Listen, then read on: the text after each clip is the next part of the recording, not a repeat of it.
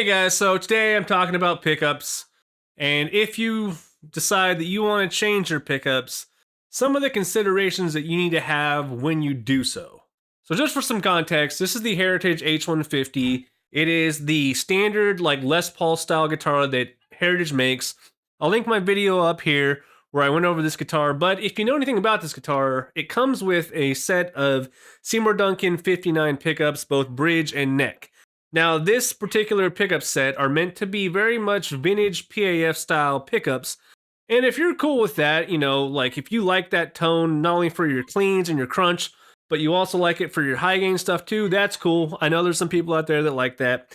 Me personally, since I'm the type of person who tends to listen with my ears and also use my eyes and use my context clues when it comes to what the companies tell me about stuff, I can look at the Seymour Duncan webpage and go, yeah, a lot of that's really fluffy language. A lot of that's really not going to tell you a super accurate description of what's going on. But I did notice that the bridge pickup, the 59 bridge, just always came off a little bit anemic and a little bit lacking of the low-mid kind of growl that I was used to when it came to other pickup types that Seymour Duncan makes.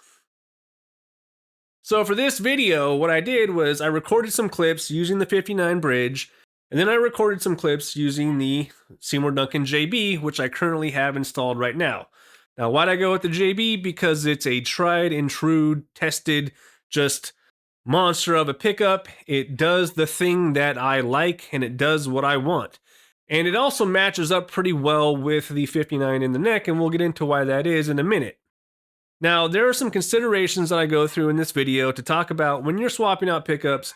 What do you need to really consider when it comes to matching two pickups together, especially when they might be two very disparate resistances and two very kind of different sounding pickup types. All right, so first, let's listen to some clips of just the JB and the 59 back to back using clean tones and a little bit of crunch tone, and then we'll come back and talk about what I noticed and what I was hearing in those two different clips.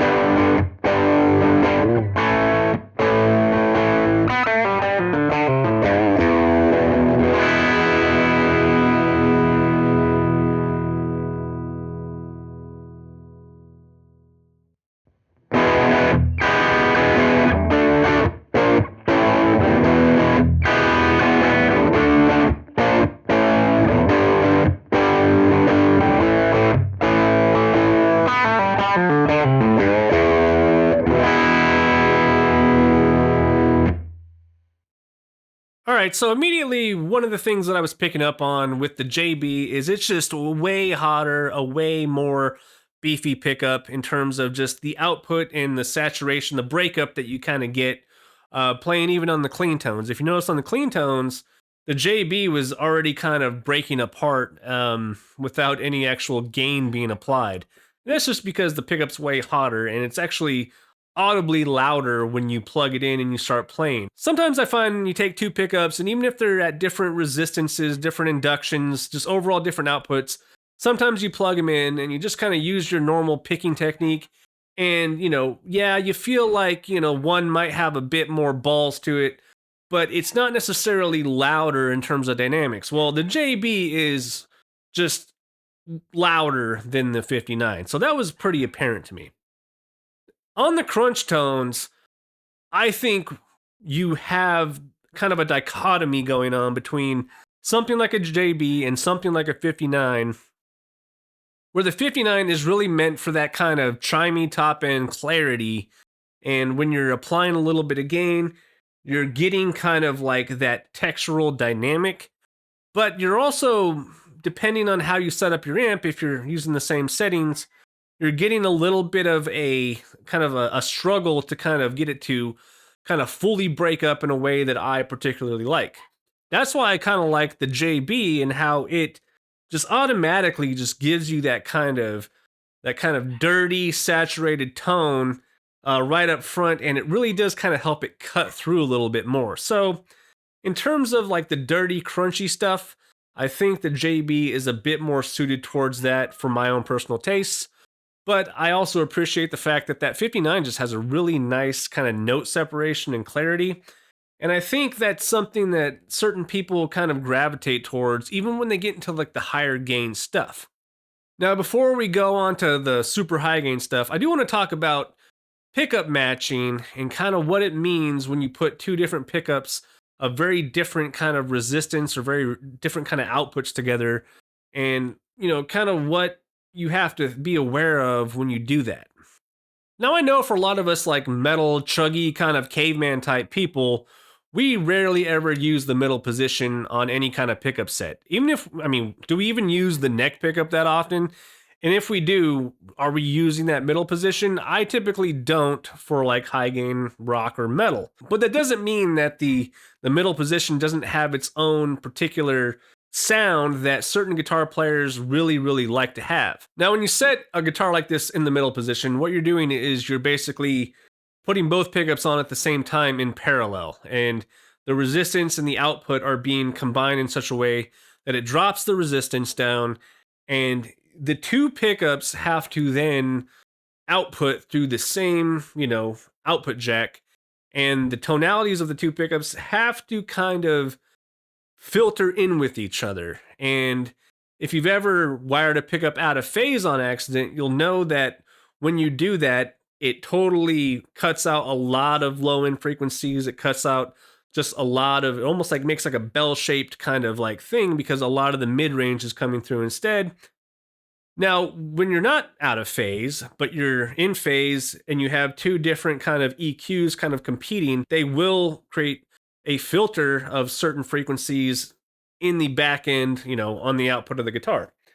So being aware of kind of how those two pickup types interact with each other in the middle position is actually important to kind of know, not only for things like volume output, but also for things like the EQ. Now, just by the sheer, way physics works, a neck pickup is always going to inherently be a louder sound because you're in a part of the, the string where the travel is much larger, and you're getting a lot more disruption of that magnetic field. And it's just typically a louder pickup, no matter what kind it is.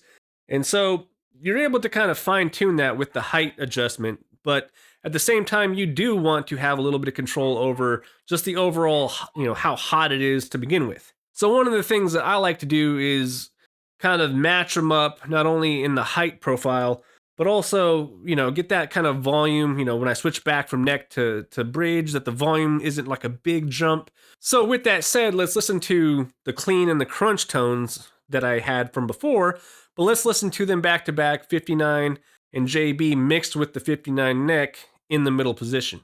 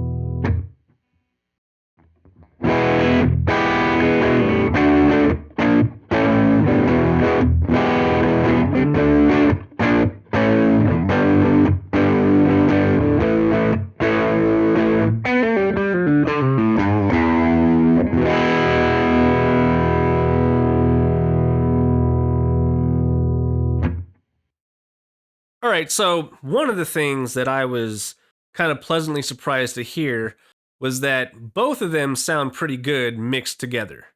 Now, it's no surprise that the two 59 pickups together are going to sound good. They're developed to be a matched pair. And one of the things that I noticed right off the bat was with the two 59 pickups, the tonality between the bridge and the neck in that middle position, it's more of a gradient between bridge and in that middle, you do get a little bit of cancellation of some of the mid frequencies. You get a little bit of that scoop, and you get a little bit of kind of a fullness that comes in, more of a soft roundness, but you keep that top end clarity pretty well. Now, on the clean channel with the JB mixing in with the 59, a lot of that top end kind of rolled off, and a lot of that mid range frequency kind of shifted. A lot of that top, like kind of high mids that you get with the JB by itself, kind of went away. It kind of flattened out, and that was really prevalent on the dirty tone. On that that crunchy tone. The JB mixed with the 59 neck in the middle creates a very kind of interesting scooped kind of top mid range, and it kind of hollows out a little bit. But the other thing that I've noticed kind of happens is regardless of the height and kind of the spacing here, the JB kind of takes over most of the tone when it comes to that middle position, whereas the 59 kind of blends with its counterpart in the neck a little bit better. Now, I'm not saying that's good or bad. One's, better than the other.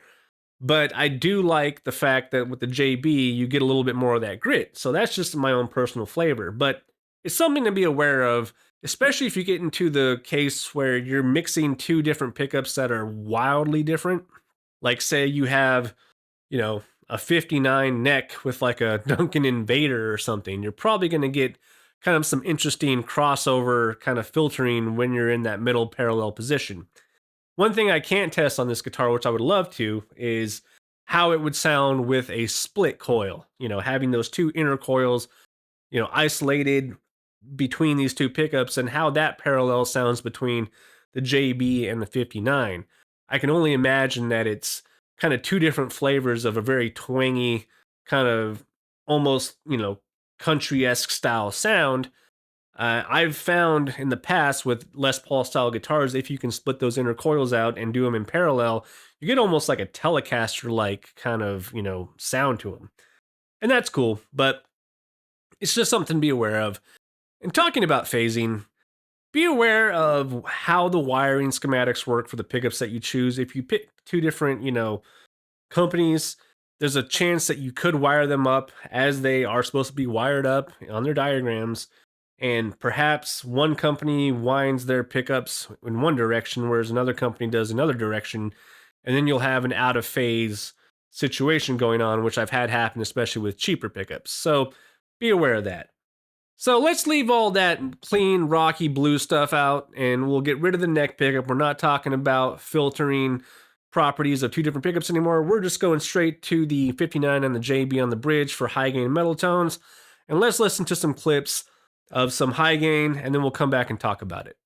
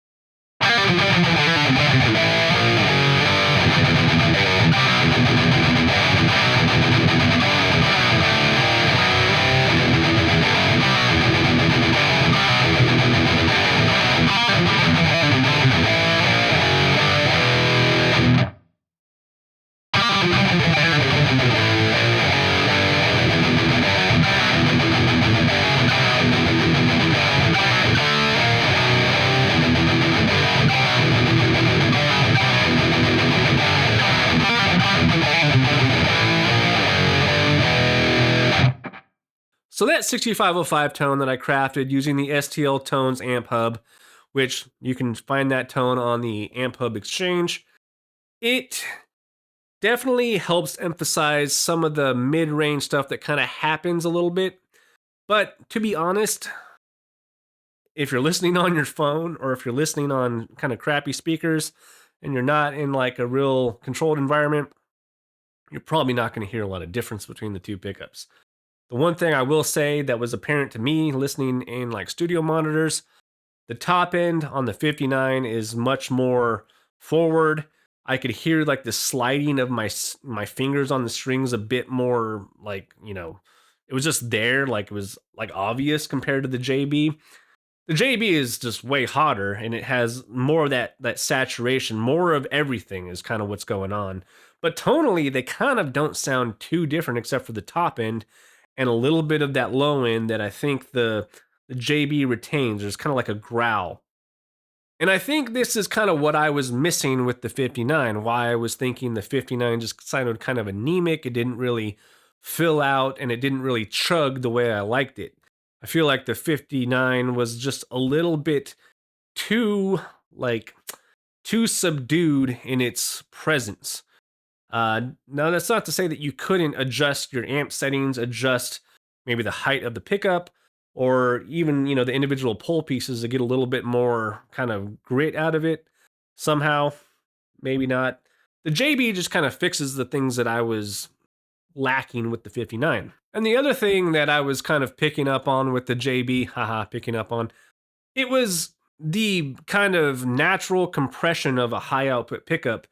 Some of those, those pick attacks and those transients had a real kind of sag to them, whereas with the 59, there's a little bit more actual, I don't really want to call it headroom because that's not really the proper term, but the dynamic of the 59 felt like it had a little bit more room to go if I were to pick harder, whereas with the JB, what I'm getting is kind of a little bit more of a brick wall right away just from picking hard. But I actually like that sound for high gain stuff, especially in E standard, kind of more thrashy riff territory. It kind of gives off that like active pickup vibe, even though it's not nearly that compressed. It just has a little bit of that feel to it.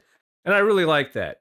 So lastly, let's listen to some drop D hardcore style riffs, like late 90s hardcore.